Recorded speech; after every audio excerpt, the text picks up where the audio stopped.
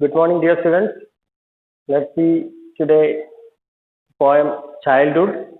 That's the last poem of your Hornbill book. The poem's name is Childhood by Marcus Nathan. Okay, so here the poem is written by Marcus Nathan. In this poem, the poet thinks over his lost childhood. वो अपना childhood के बाद का time पे आ गया और वो अपने खोया हुआ childhood के बारे में सोचते हैं. That is what is in this poem. 3 stages है इसमें. एक एक स्टेज पर उनको लग रहा है कि उस स्टेज पर उन्होंने चाइल्डहुड को खोया. Will see it in detail. So he wonders about the moment where he lost the innocent childhood. उनको लग रहा है कौन सा उम्र में इन्होंने वो चाइल्डहुड खोया है. He is thinking about that very moment. He is wondering कि कब ये उन्होंने खोया. And realize that और उसमें realize किया कि that the world is not what it seemed to be. उन्होंने कैसे सोच रखा है उसका नहीं है दुनिया. He recalled when his thoughts changed. वो सोच रहे कि उनका thinking कब change हुआ है. And he realized the hypocrisy of the people around him. लोग hypocrisy means telling something and doing the opposite. या कुछ बोलना कुछ करना कुछ अलग, इसको कहते हैं hypocrisy. तो hypocrisy के बारे में सोचते हैं वो कि उनको लग रहा है कि चारों तरफ जो भी लोग हैं, इनका कास्ट रिश्तेदार कोई भी हो, मम्मी पापा हो, सब लोग hypocrites है. वो बोलते कुछ और है और करते कुछ और है. बोलते हैं कि बहुत प्यार करते हैं बट ऑपोजिट बिहेव करते हैं. He finally settled down to the idea that at last वो इस नतीजे पे पहुंचता है कि his childhood went to some forgotten place, किसी अनजान forgotten place में गया है और वो अभी उस childhood को किसी infant मतलब न्यूबॉर्न बेबी के फेस पे दिखता है. वो एक मतलब that is it is hidden in the face of an innocent infant. तो innocent infant के चेहरे पे है वो childhood. मतलब हमेशा वो childhood का जो innocency छोटे बच्चों में, इन्फेंट बच्चों के चेहरे पे दिखता है. So let's see the poem in detail. Marcus Nathan, please note the poet's name. So he's asking, when did my childhood go? कब गया ये? So he's asking the question, self introspection, self analyze कर रहा है, खुद ही पूछ रहा है. When did my childhood go? उनको लग रहा है कि उनका बचपना उन पे नहीं है अभी. बचपन का वो टाइम, वो सुनहरा बिहेवियर उसमें नहीं है, वो सुनहरा पल जो बीता वो उसमें नहीं है वो अभी. इसलिए वो सोच रहे when did my childhood go? Was it the day I ceased to be 11? तो 11 साल का जिस दिन में हो गया था, क्या उस दिन है? cease मतलब this came to be an end. मैं 11 साल का हो गया और 12वीं में चला गया, ऑलमोस्ट टीनेज में आ गया. क्या उस टाइम था कि मैंने अपना चाइल्डहुड को खोया? Was it the time I realized that hell and heaven? देखो बचपन में when you are 6 years, 7 years, you might have heard a lot of stories from your grandmother, father या mother कि बच्चों देखो देयर इज हेल, हेवन है, hello है, ऐसा बोल के आपको कहानी सुनाया होगा. आप लोग भी सोचा होगा कि हेल और हेवन कहाँ है, ये हेल कहाँ होगा. आपको अमेरिका मालूम है, पाकिस्तान मालूम है, चाइना मालूम है, इंडिया मालूम है. आपको लगा कि इस तरह की जगह हेल और हेवन इस तरह होगा. बट 11 साल 12 साल का हो गया तो आप लोग पढ़ाई करते समय ज्योग्राफी बुक मिला आपको, उसमें आप ढूंढा कि ये हेल और हेवन कहाँ होता है. और देखने के बाद ये पता चला कि हेल और हेवन इस मैप में नहीं है. क्या उस समय है कि मैं अपना चाइल्डहुड खोया, कि जब मैंने रियलाइज किया कि जो कहानियों में मैंने हेल एंड हेवन सुना है वो अभी किसी ज्योग्राफी बुक में नहीं मिल रहा मुझे. Was it the time I realized that hell and heaven could not be found in geography and therefore could not be? और अगर ज्योग्राफी बुक में पूरा दुनिया जितना जगह भी मुझे जानता है वो है और हेल एंड हेवन उस बुक में नहीं है, तो दैट मीन्स वो इस दुनिया में नहीं होगा. hell and heaven is simply say thinking. There is no place such as hell and heaven.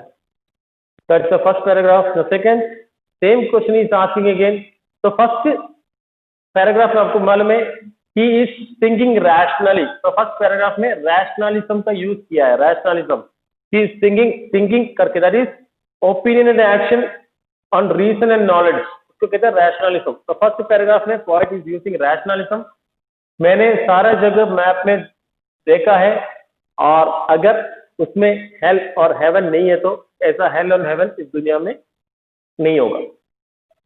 When did my childhood go? Second paragraph में कौन सा फीलिंग यूज किया देखो.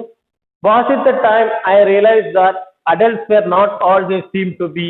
तो adults, मुझे लगा कि adults बहुत प्यारे हैं, बहुत अच्छे हैं, बट जब रियलिटी में मुझे पता चला कि वो लोग जो बोलते हैं वो इस तरह बिहेव नहीं करते। जैसे दे टॉक्ड ऑफ लव, उन्होंने बोला सबसे ज्यादा प्यार तुमसे करते हैं, and preached of love, love का भाषण देते हैं, but did not act so lovingly, but जब टाइम आते हैं तो इस तरह बिहेव नहीं करते। तो इसको कहते हैं इस तरह का feeling, that is talking something अलग अलग और बिहेविंग समथिंग अलग, that is known as hypocrisy.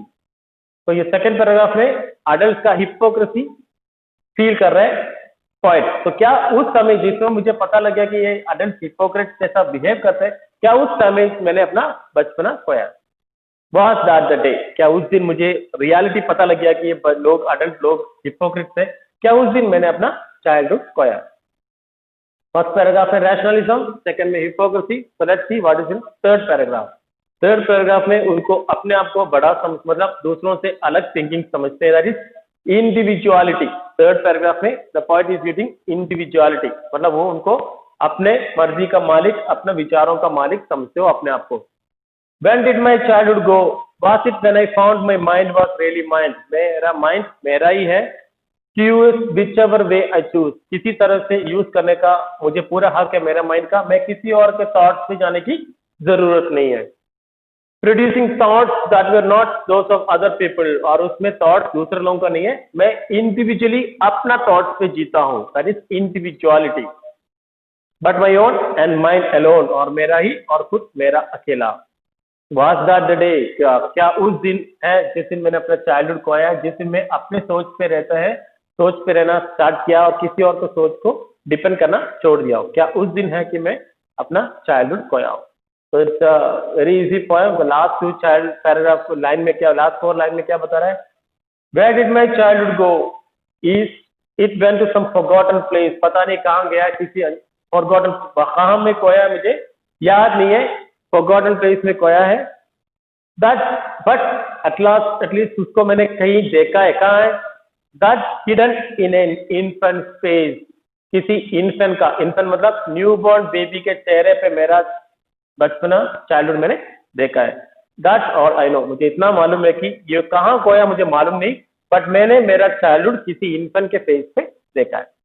So that's the poem. Now hope all of you understood the poem. Here let me tell you the rhyme pattern. मालूम है आपको what is rhyme pattern? इस poem का literary device में आता है poem rhyme pattern भी, शायद आप 9th-10th में सीखा होगा।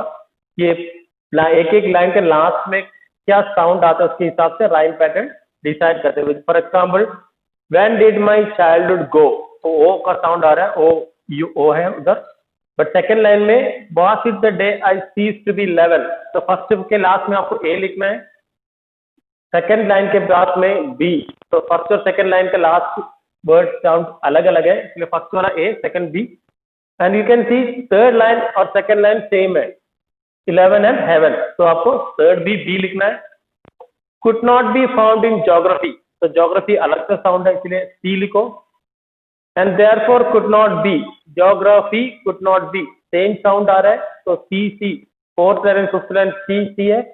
एंड द लास्ट लाइन अलग का साउंड आ रहा है, वाज दैट द डे, अलग साउंड है इसमें डी।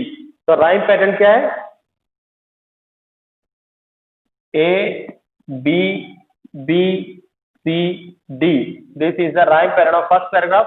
इसी तरह आप सेकंड और थर्ड का देखो, almost it will be, second का A B C D E F है, अलग अलग है पूरा, इसलिए तो you have to find out literary device. इसका इस तरह मतलब एक एक पैराग्राफ का राइम पैटर्न आप बना सकते हैं। फिर मैं इसके कुछ लिटरेरी डिवाइस पोएट ने अलग सा स्टाइल यूज किया इसके बारे में बताता हूँ। जैसे मैंने बता दिया फर्स्ट पैराग्राफ में क्या कौन सा थिंकिंग है पोएट का, रैशनलिज्म, ठीक है। द पोएट रैशनलिस्ट मतलब rationalizes the lost childhood when he was 11 and when he found out that hell and heaven, जब hell and heaven इस दुनिया में नहीं होगा, अगर वो ज्योग्राफी बुक में नहीं है, तो वो है रैशनलिज्म, वो लिटरेरी डिवाइस पोएट ने यूज किया।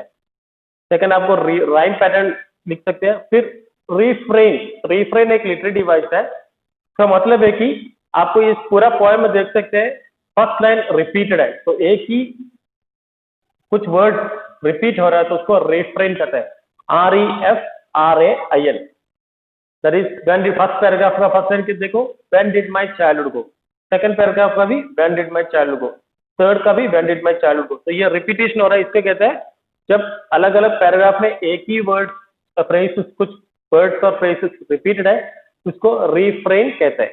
ठीक है, तो दिस लिटरेरी डिवाइस जो मैं आपको दे रहा है ये आपको कॉपी में होना चाहिए with the summary of the poem. फिर कुछ लिटरेरी डिवाइस है, जैसे थर्ड पैराग्राफ में कौन सा स्टाइल यूज किया मैंने बता दिया आपको, इंडिविजुअलिटी। जब उनको लग रहा है कि अपना थॉट अपना है, किसी और का थॉट पे डिपेंड नहीं करना, when he thought he seems to be his own thought and he needn't depend on any other thought, that is not individuality. तो थर्ड लाइन में थर्ड पैराग्राफ में यूज किया लिटरेरी डिवाइस है individuality. फिर है antithesis. Antithesis आपको देख सकते हैं थर्ड लाइन में, फर्स्ट पोएम का फर्स्ट में, जब ऑपोजिट वर्ड साथ साथ यूज किया गया हो। हेल आपको मालूम है क्या होता है, हेल हेवन क्या है, दोनों ऑपोजिट है। इस तरह का ऑपोजिट जैसे love and hate, hatred and love, या काइंडनेस एंड क्रुएल्टी, इस तरह ऑपोजिट वर्ड एक ही लाइन में पास पास यूज किया तो उसको कहते हैं एंटीथेसिस, ANTITHESIS। ओके, ये भी एक लिटरेरी डिवाइस है। फिर आपको एक कॉमन सा लिटरेरी डिवाइस है अलिट्रेशन, ALLITERATION। अलिट्रेशन मीन्स जैसे आपको थर्ड हेल एंड हेवन में भी अलिट्रेशन, जैसे किसी वर्ड का फर्स्ट लेटर्स रिपीटेड हो, जैसे द टाइम, थर्ड लाइन में द टाइम, फिर हेल एंड हेवन, फिर दैट, द, इस तरह एक ही लेटर वाला वर्ड, जैसे टाइम एंड द में टी रिपीटेड है ना, तो फर्स्ट लेटर्स किस किस वर्ड में रिपीट होने वाले वर्ड पास पास है उसको अलिट्रेशन कहते हैं। इसमें बहुत सारा अलिट्रेशन है, जैसे the time, my mind, which ever was, thought, that, they talk. तो इस तरह बहुत सारा लिटरेरी डिवाइस है अलिट्रेशन का। Okay, so these are the common literary devices used in the poem. So you have to, the homework for the day is write the summary of the poem, mentioning about the poet, and this literary device जो मैं आपको explain किया वो भी आपके copy में होना चाहिए। So if you have any doubt, please ask me in the group or personally. Thank you. Have a nice day.